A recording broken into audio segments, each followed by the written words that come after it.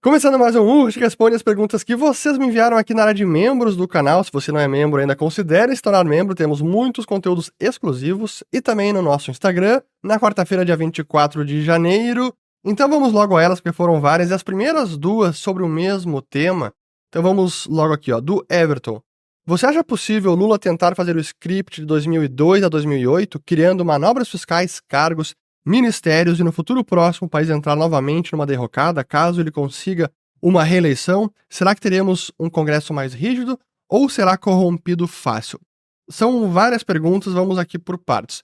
Primeiro, manobras fiscais. Isso aconteceu mais no segundo mandato do Lula, então no finzinho, foi mais 2009, 10, e aí já com o primeiro mandato da Dilma, as pedaladas fiscais, ali que começou realmente a criatividade, especialmente com os repasses do Tesouro ao BNDES, eram aportes de dezenas, centenas de bilhões que não contavam como despesa no orçamento público e, na verdade, era contabilizado como um crédito do BNDES a favor do Tesouro, então melhorava até o indicador de dívida líquida, que só o Brasil usa isso. Mas, enfim, então essas manobras foram mais depois, não foram nesse período 2002, 2008. Até nesse período, ajudado pela economia brasileira, eles conseguiram manter o tripé macroeconômico, meta de inflação, câmbio flutuante e superávit primário. A gente teve praticamente todos esses primeiros anos do Lula com superávit primário, coisa que não acontece mais. Então, manobras fiscais agora está bem mais difícil, porque há mais vigilância, há mais conhecimento do público, do Congresso, TCU, Ministério Público, imprensa, de que, cara, não dá pra fazer isso de novo. Talvez daqui 15 anos, 20, quando o país esqueça novamente o que aconteceu, mas é muito recente. E foi até a causa do impeachment da Dilma. Então, acho que manobra fiscal está bem mais difícil. Cargos, ministérios? Sim, já está acontecendo. A gente sabe que temos agora o marco fiscal, que garante um crescimento real de 0,6% como piso das despesas públicas, então sim, vai ter mais cargos, mais ministérios. E aí, o Congresso vai ser mais rígido ou corrompido fácil? Bom, eu não vou fazer nenhuma previsão ou acusação leviana, mas eu entendo que para algum tipo de intervencionismo ou mais aventura macroeconômica, está havendo algum freio do Congresso, sim. Mas para outras investidas mais restritivas da liberdade de expressão, por exemplo, eu diria que há uma cumplicidade maior com o legislativo. Mas sobre manobras fiscais, o que me leva à próxima pergunta aqui, que é do Matheus. Atacando os mesmos problemas com velhas soluções, vai dar certo, entre aspas, com o certo com um S aqui, claro, claramente irônico, sobre a nova indústria Brasil, que eu fiz um vídeo sobre isso, a neo-industrialização brasileira, o nacional, como eles chamaram, e não vai dar certo, porque é mais do mesmo do que foi tentado no passado, de dirigismo, de escolher os setores que vão ser favorecidos, é subsídio, é subvenção, é despesa, sim, que vai contar no orçamento público, então nós vamos pagar por esses subsídios, e fomentando indústrias ou setores que estão sendo escolhidos pelo governo. Pode dizer, não, mas aqui é pauta verde, energia renovável, nós temos que investir nisso. É altamente debatível a questão, então não é tão simples, esse é o setor que temos que investir. O mercado deveria escolher o setor de acordo com a demanda dos consumidores. É assim que funciona. Se há uma demanda real por algum produto, por algum investimento, ele será feito e os investidores, empreendedores respondem a esses sinais enviados pelos consumidores, pelo mercado, e aí aproveitam as oportunidades. Mas quando o governo, já de antemão, ex ante, decide quais serão os setores ganhadores, está invertendo a ordem dos fatores. Então, nesse sentido, não tem como dar certo. E eu repito o que eu falei antes, no vídeo até, sobre energias renováveis. Pela forma como esses programas acabam sendo feitos, e o caso da Alemanha para mim é emblemático, isso acaba fragilizando o mix energético de um país, deixa toda a matriz energética menos confiável, inclusive pode deixar a energia ainda mais cara. Então, a insegurança de fornecimento, que é o que acontece na Alemanha, e com energia mais cara. O resultado da indústria lá, que está na sua pior situação em 20 anos. Então, não é por acaso. Mas só voltando ali às manobras fiscais, é interessante como uma das principais manobras foi justamente o repasse do Tesouro para o BNDES. Centenas de bilhões de reais. A preços de hoje foram quase... Foram mais de... Não foi apenas o Tesouro, mas a maior parte foi, então, acima de 500 bilhões de reais a preços de hoje, o que o Tesouro repassou para o BNDES. Hoje é muito mais difícil fazer isso. E esse já é, inclusive, um problema do NIB, Nova Indústria Brasil, que até o Geraldo... Deixa eu fazer um parênteses aqui, porque é bizarro. O Geraldo Alckmin, alguém tá tomando conta da conta dele do Twitter, e ele virou...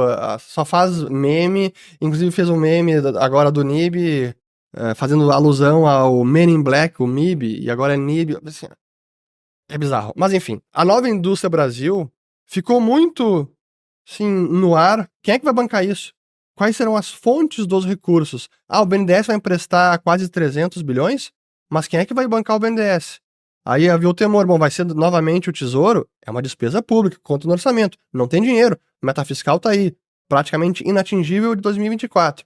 Felizmente hoje tivemos uma notícia de que um diretor do BNDES falou, não vai ter repasse do Tesouro, não vai ter aporte. Então de onde vêm os recursos? Bom, então o BNDES vai ter que emitir a letra de crédito de desenvolvimento, que é o que o mercadante quer fazer. Então, qual é o resumo da ópera? Não tem dinheiro. Então, fazer esse programa keynesiano do Estado financiando crédito goela abaixo, subsidiado, não tem dinheiro para financiar isso. Por isso que o Lula também, essas notícias que vazaram, ele ficou bem incomodado e irritado, insatisfeito com o programa, o NIB, porque faltou metas claras, específicas, ficou assim, do tipo, pessoal, a economia tá desacelerando, a gente precisa anunciar alguma coisa, algum projeto aí para fazer a economia reaquecer, alguma coisa a gente tem que fazer. E prepararam às pressas aí essa Nova Indústria Brasil e anunciaram e foi aquilo. Só que, claramente, tá bem inacabado, tem muitas coisas no ar que, como é que vai financiar tudo isso?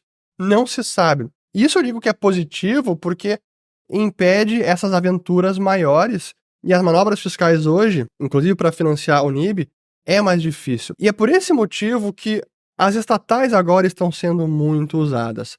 Petrobras vai reinvestir na Abreu e Lima, talvez outros investimentos. A Vale, que mais uma vez voltam os rumores de que o Lula está tentando emplacar o Guido Mantega na presidência ou no conselho da Vale, sendo que já é uma empresa privada, não tem gerência do governo para isso, mas enfim, tá tentando. E por quê? Para usar estatais para investir na economia e aí reaquecer a economia. Porque estatais investindo, empresas com um orçamento relevante, como é a Petrobras, pode dar uma religada na economia.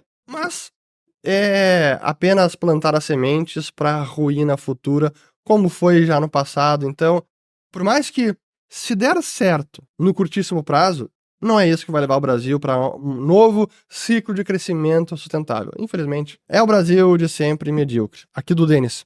Quais ETFs de US Corporate Bonds acha interessante estudar? Tem diversos ETFs, e aí tem os ETFs mais passivos, que simplesmente investem em corporate bonds de grau investimento, aí tem ETF que é grau especulativo, e tem lista, tem o site lá etf.com, você consegue vasculhar todos os ETFs, inclusive você pode pesquisar quais são os ativos que estão contidos no ETF, o peso de cada um, taxa de administração, o montante total que está investido no ETF, então o melhor é pesquisar lá. E aí também, relativo a isso aqui do Jorge, poderia dizer quais papéis fazem parte da sua carteira global renda fixa? Qual retorno anual você espera para este grupo da sua carteira? Acabei de assinar aqui o Membros, estou curtindo o conteúdo, parabéns pelo trabalho. Viva la Libertad, carajo, muito obrigado, que bom. Concordo, viva la Libertad, que bom que você já está aproveitando aqui os nossos conteúdos. Eu vou citar dois papéis que eu tenho. Occidental Petroleum, uma dívida, um título que vence no finalzinho de 2026, quando eu comprei tinha um prazo médio mais de 3 anos, foi ainda no ano passado, e a taxa estava bem perto daquele pico de taxa de juros, então foi uma taxa lá para 6,5%. E também tem o Microsoft também para este agosto de 2026, aí foi uma taxa um pouco menor, até porque eu comprei, já tinha começado a dar uma queda na taxa de juros no último trimestre do ano passado. Então esses são dois exemplos de papéis. E o meu retorno nesse momento era simplesmente travar um retorno em dólares, quero vigente de mercado. O meu objetivo é segurar até o vencimento e aí reinvestir quando esses papéis vencerem. Então, essa é a minha estratégia com renda fixa global em dólares. André Ricardo, o que acha da URA ETF, que é de urânio? Ainda não consegui entender a teoria da demanda de urânio, tem muito mais mineradores explorando, a oferta deve aumentar na mesma proporção, o aumento não é uma bolha? Primeiro, sobre o URA, ele é um ETF que tem muita coisa e não apenas mineradoras de urânio, então para mim não é o ideal. Sobre a demanda, eu recomendo que você assista aos primeiros vídeos que fizemos com Marcelo Lopes lá no início de 2020, porque lá ele explica muito bem a tese, mas é um problema assim de oferta de urânio das mineradoras por uma série de restrições na capacidade produtiva das mineradoras. Os contratos de longo prazo das utilities, que são as usinas nucleares que compram o combustível, o urânio, das mineradoras, que vários foram vencendo nesses últimos meses e anos, ainda tem alguns para vencer, e pela renovação desses contratos e a demanda que elas têm, ia faltar a oferta, e por isso a gente viu essa disparada no preço, que lá de 2019, 20, estava abaixo até de $20 a libra de urânio, e agora chegou a mais de $100. Mas tem a ver com isso. Eu recomendo que você assista novamente. Vamos colocar até o link aqui para o pessoal assistir. Aqui do Marcos. Na sua opinião, quais foram as 3 tecnologias do passado que mais mudaram o mundo? Para mim, energia elétrica, avião e GPS. Te acompanho desde 2017, parabéns pelo trabalho e obrigado pelos ensinamentos. Obrigado por acompanhar. Eu li a pergunta antes e eu fiquei pensando. Não é uma pergunta fácil, tem muito de avaliação pessoal, mas eu concordo com a energia elétrica, sem dúvida, a eletricidade é transformadora e é uma energia fundacional para o mundo inteiro. Eu colocaria aí também a internet. Avião e GPS? Não sei, avião sim, mas aí eu coloco também, é a minha opinião, deixar bem claro que nem o Gaveta faz, eu assisto os vídeos do Gaveta, editor de vídeo, então é minha opinião. Eu considero também o Bitcoin uma invenção revolucionária, transformadora, mas os seus frutos serão percebidos mais tardiamente e não tão rápido quanto a eletricidade e a internet. Aqui, vamos lá, próxima do Tio Patinhas. Ó. Tá adiantado essa semana? Sim, eu tô gravando na quarta-feira, fim do dia, porque tenho uma agenda um pouquinho diferente nessa semana, até porque eu tive que trabalhar todo sábado e domingo passado, preparando os roteiros da nova temporada do Nas Fronteiras do Dinheiro, que vai ficar sensacional. Então, aguardem. Quem ainda não conhece ou não está na lista de espera, link na descrição do vídeo. Próxima temporada, Nas Fronteiras do Dinheiro. Deve ser lá mais para abril.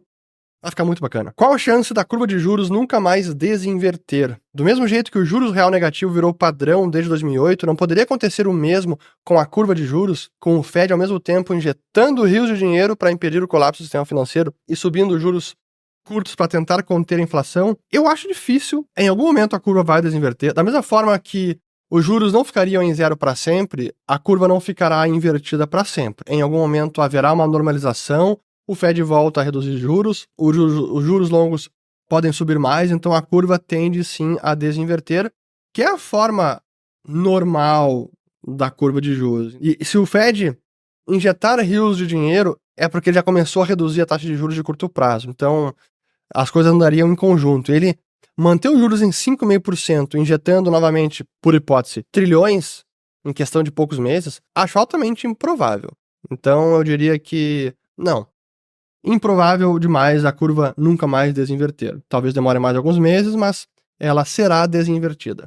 Aqui do Juninho, o brasileiro médio, no geral, não sabe o que é taxa Selic. Será só culpa da falta de educação? São várias questões, acho que ensino fundamental financeiro não existe. Não existe também nas faculdades. A gente forma médicos, engenheiros, advogados, assim, as profissões mais importantes da economia, e praticamente não há nada sobre gestão financeira, matemática financeira, o básico sobre economia, sobre mercado, gestão administrativa, fluxo de caixa. Então, não me surpreende não saber, o brasileiro médio não saber o que é a taxa Selic. Aqui do Gabriel. A Liberta ajuda a enviar investimentos e patrimônio para fora do Brasil e criar a estrutura fora? Sem dúvida alguma, e a gente está, inclusive, ampliando o escopo desse serviço para ajudar no planejamento patrimonial e que engloba todas essas preocupações. É o planejamento de todo o patrimônio, não apenas ativos financeiros líquidos, mas também imobiliário, outras empresas.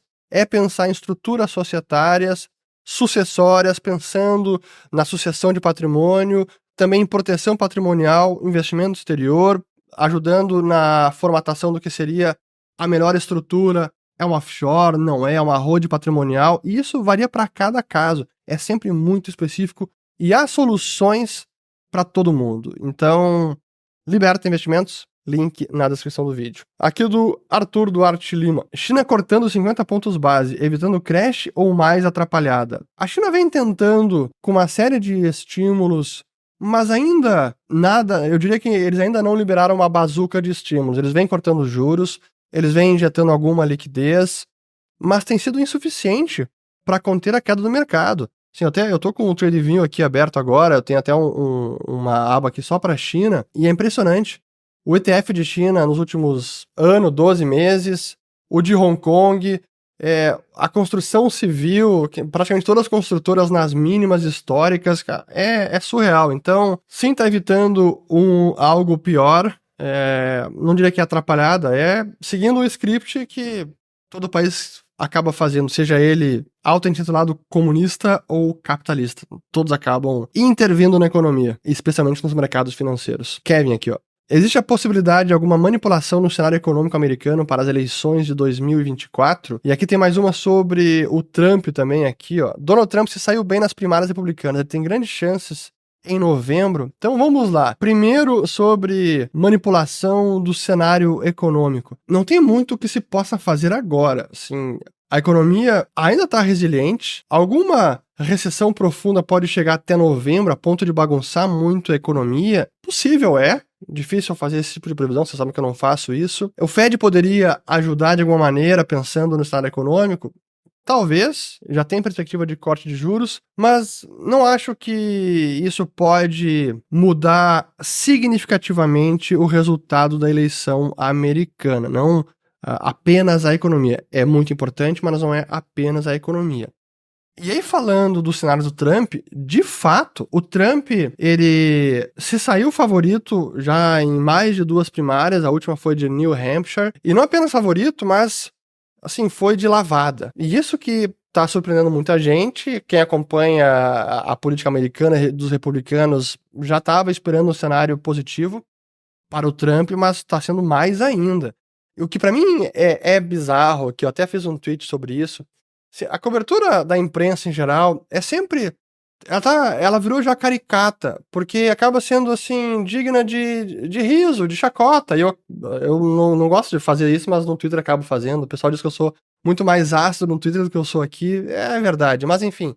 E aí eu vi sem nenhum crítica ao autor da manchete, mas eu vi uma que eu tava lendo aqui, foi no Valor Econômico, escrito o seguinte: Trump passeia nas prévias, mas nada indica que é o favorito na eleição nos Estados Unidos. E aí eu até escrevi sacaneando, que o céu está sem nuvens, mas nada indica que fará sol. Tem muitas indicações de que o Trump está ou perto de favorito, ou franco favorito, não apenas para as primárias dos republicanos, mas para as eleições americanas. Aqui um dado que eu até trouxe aqui, as probabilidades pelas apostas no site aqui, Real Clear Politics. Aqui temos, ó, o Trump veio crescendo, especialmente no fim do ano passado, e agora deu uma descolada forte do Joe Biden. Então o Trump, ia falar que o Trump é franco favorito. O Trump, neste momento, é favorito sim, por várias pesquisas, por sites de apostas. Então, olha, eu diria que sim, o Homem Laranja pode levar essa eleição. Mas tem muita água para passar debaixo desta ponte. Então, vamos aguardar. Aqui do Café com Inovação. Comente sobre a greve geral da Argentina na quarta. A mídia só apresenta o lado sindicalistas. O que a gente está vendo na Argentina é o óbvio acontecendo. É o mais previsível possível. Os sindicatos dos trabalhadores, que sempre batalham por leis restritivas e direitos que acabam resultando em menos emprego e informalidade, e o mercado laboral fragilizado e menos dinâmico. Então, na busca por direito, bem ou mal intencionados, o resultado é ruim para os trabalhadores. E eles agora fazendo essa greve, começou hoje ao meio-dia, vai até acho que o fim do dia. Quem mais? Aerolíneas argentinas e outras estatais, que é justamente aquelas que podem ser privatizadas, porque é uma das mudanças propostas pelo Milei no projeto de lei de bases e ponto de partida para a liberdade dos argentinos, é mudar o status das empresas estatais para permitir mais facilmente a privatização, que é importante para o país. São empresas ineficientes, cabíveis de emprego, altamente deficitárias, e quem paga a conta é o argentino, por meio da inflação. Então, para mim, isso era altamente esperado. Agora é importante ver como isso vai impactar o restante da opinião pública, Congresso também, o projeto ainda está sendo debatido, não há ainda certeza que vai ser aprovado, mas são os grupos privilegiados que estão se contorcendo e protestando contra essa lei que é melhor para os argentinos. Essa é a verdade. Então, não acho, felizmente, eu tenho visto muito a comunicação do governo, a comunicação na mídia, em entrevistas, e tá ficando muito claro que quem está protestando, quem está tentando gerar esse caos, está prejudicando as pessoas que talvez alguns até pudessem ter alguma empatia com quem vai ter seus privilégios cortados, mas quando vê o caos que isso gera para o país, 20 mil pessoas afetadas com voos cancelados pela aerolíneas no dia de hoje, mas quem não vai conseguir ir para o trabalho ou voltar para o trabalho, normalmente esse tipo de greve não gera empatia suficiente a ponto de virar a opinião pública, pensar, quer saber, realmente esse projeto do Milei é terrível, vamos manter as estatais, vamos manter os privilégios. Acho que não vai colar. Aqui do FDVA. BYD supera a Volkswagen na China. Se torna a marca de elétricos mais vendida no Brasil. Onde está a falta de demanda? Ótima pergunta e provocativa. E, primeiro, a BYD realmente no Brasil, o Dolphin vende bastante. Apenas aqui na minha cidade, Porto Alegre, tem 5 concessionárias. Eu ainda vou fazer um test drive para conhecer a tecnologia desses carros. Na China, sim, ela lidera, tem muita ajuda governamental também. E é aquele capitalismo diferente da China. Sem dúvida que há muita demanda, mas como eu mencionei em outros vídeos, até foi um Urge Responde 2 semanas atrás. Quando há muitos subsídios, benefícios, tax credits, estão abaixo do imposto de renda, etc., isso distorce a demanda. Aumenta a demanda artificialmente ou além do que seria na ausência desses incentivos. Então, qual é a real demanda? Ninguém sabe porque há muitos subsídios. Mas que há alguma demanda para elétricos? Sem dúvida alguma. Eu jamais disse isso. Quando eu fiz o título provocativo lá, dizendo a bolha dos elétricos estourou, é que talvez a demanda que estejam prevendo para os elétricos seja muito maior do que ela realmente é. Esse é o meu ponto. Não é que não tem demanda para elétricos. Vai ter demanda para elétricos, vai ter para híbridos também. Mas talvez seja menor do que muitos previram nos últimos anos, pela realidade de que hoje os elétricos têm algumas desvantagens claras, como eu elenquei naquele vídeo, a depreciação acelerada, o usado é difícil de revender, problemas de custo elevado quando há algum dano, colisão, bateria tem que trocar, é o olho da cara, a inconveniência que hoje ainda é de recarregar o carro, em temperaturas mais extremas, diminui muito a autonomia, então tem essas desvantagens que não dá pra gente tapar o sol com a peneira. Então, vai ter demanda? Sim. Para tudo que previram, vai ser tudo elétrico, a frota vai mudar e querem banir venda de carros a combustão. Muitos países estão postergando finalmente um banimento de venda de combustão. E acho que muitos não vão impor esse tipo de proibição. Podem anotar aí, de carros a combustão não podem mais ser vendidos. Aqui do Bruno, como é que o Japão sobreviveu a estes cenários desde 2020 com taxas negativas? Japão, como diria o economista o Simon Kuznets, que foi o pai da métrica PIB, Produto Interno Bruto, ele dizia que tem 4 tipos de economias, as desenvolvidas, as em desenvolvimento, a Argentina e o Japão. Realmente explicar, especialmente o Japão, porque nos últimos anos, décadas já, com taxa em zero ou negativa e continua a taxa básica, e ainda assim não estoura, Eu não sei explicar e ninguém sabe explicar. Não é sustentável? Não é, mas está sendo sustentado por muito mais tempo do que a gente imaginava. Aqui do Bruno, importar mais que exportar é anti-prosperidade? Fale sobre a balança comercial. Este é um vício que já vem de séculos. É o velho problema do mercantilismo. Acumular ouro, portanto, exportar mais para o exterior, importar menos, e quanto maior for a balança comercial, mais positivo for esse saldo, melhor para um país. Mas é uma falácia. O importante é o país aumentar a sua corrente de comércio, exportar mais para importar mais também. E nenhum país consegue indefinidamente só exportar mais do que importa. Em algum momento inverte, acaba por fatores de mudança de competitividade, de preferência de consumidores, enfim, por uma série de fatores, alguma hora inverte, o país passa a importar mais do que exporta.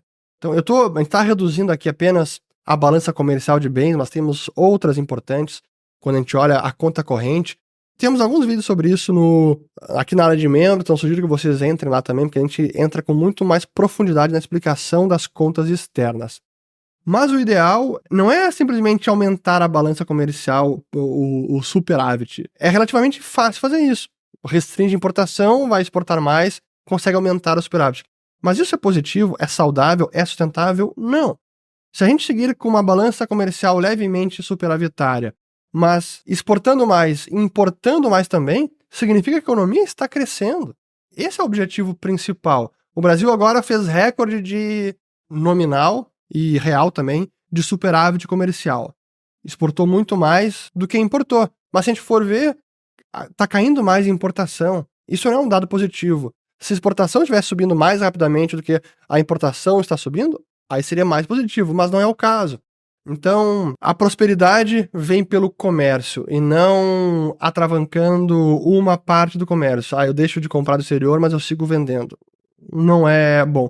E o ruim disso é que é uma premissa ainda defendida e promovida por muitos países, até mesmo os países mais considerados mais capitalistas de livre mercado, como Estados Unidos e Europa, tem muito mercantilismo no mundo inteiro. Então, nisso, até o Lula tem razão, só que ele também é um mercantilista. Boa essa aqui, ó. Bruno Lopes.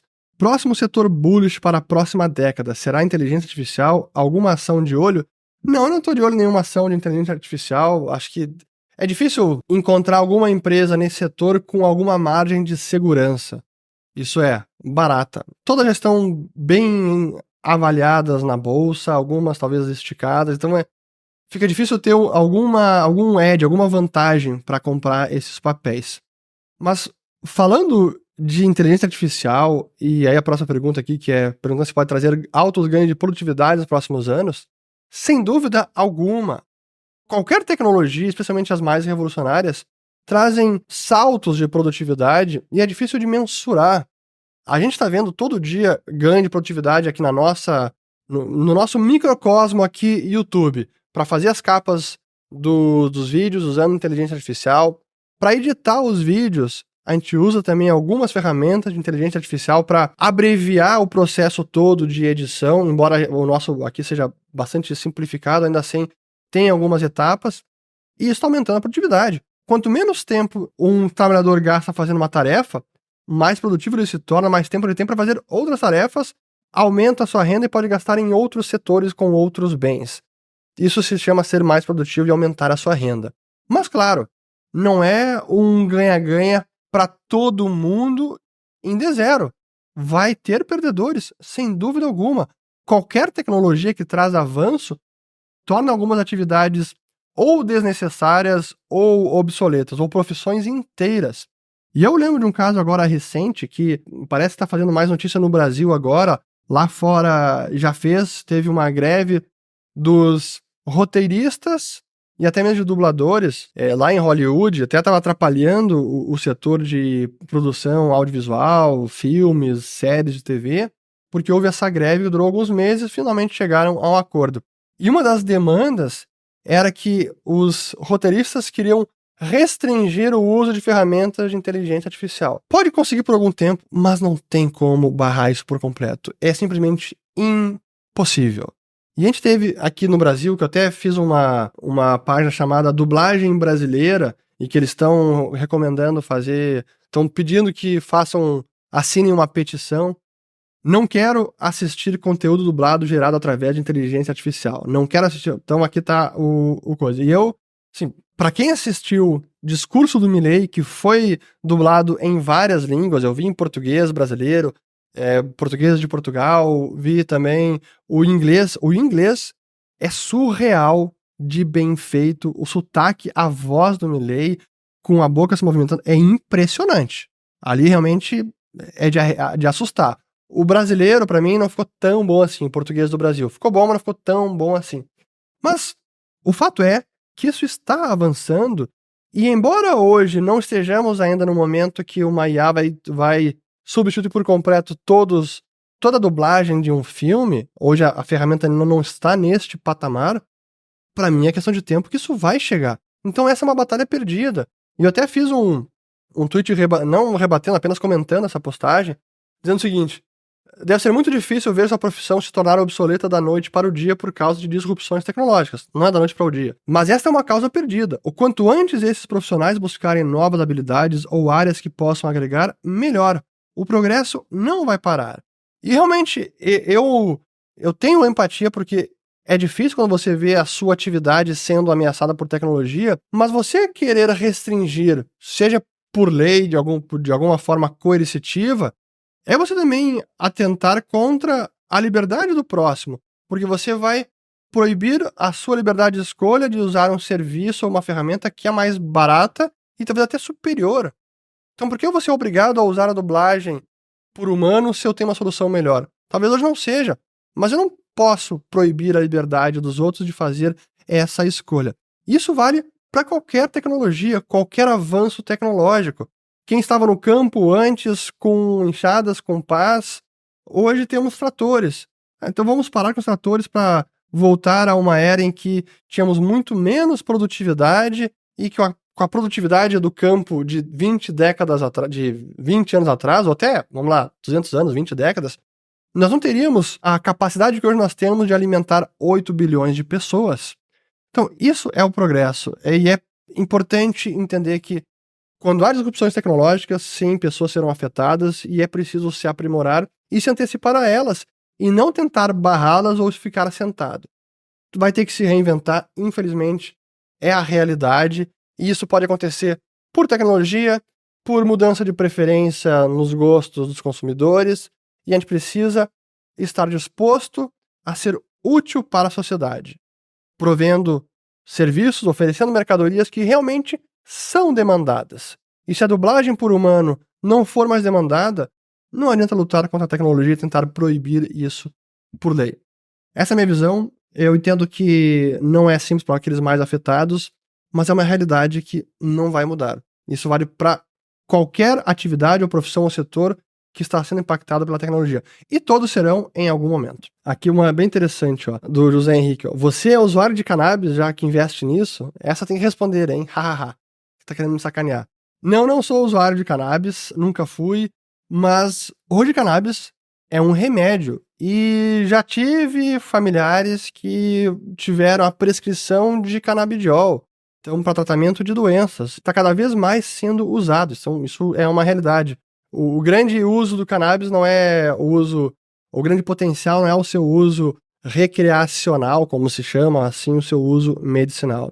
E por isso que o Departamento de Saúde, o Department of Health and Human Services, de Serviços de Saúde e Humanos dos Estados Unidos, recomendou que o FDA, que é o Federal Drugs Administration, a Administração de Drogas Federal, que mude a reclassificação, que reclassifique o cannabis para o Schedule 3, Programação 3, que é um bem menos nocivo, porque é um remédio também. Aqui do Fraga, tem como trabalhar na Liberta fora do Brasil como consultor de investimentos? Dependendo da sua atividade, sim, é possível. Então entre em contato com a Liberta pelo e-mail talentos@liberta.com.vc. Aqui mais uma pergunta bem interessante do Mário. Por que o aumento da demanda por algum produto faz com que o empresário aumente o preço? Vamos lá. A primeira resposta é A óbvia, porque ele está enxergando uma oportunidade de lucrar mais e, portanto, ele aumenta o preço para aproveitar este momento que se abriu e assim aumenta a sua lucratividade. É a busca pelo lucro.